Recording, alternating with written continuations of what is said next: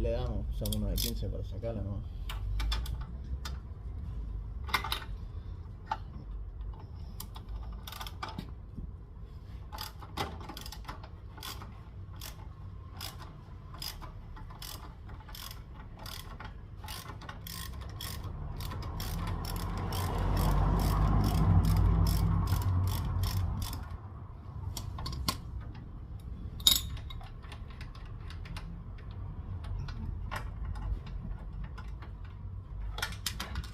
Sale el pedal entero.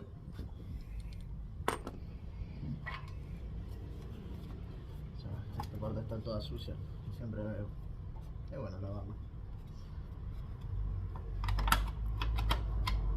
Vamos a la cachita,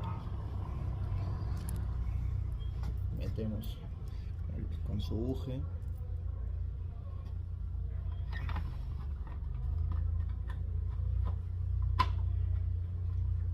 Y le damos de vuelta.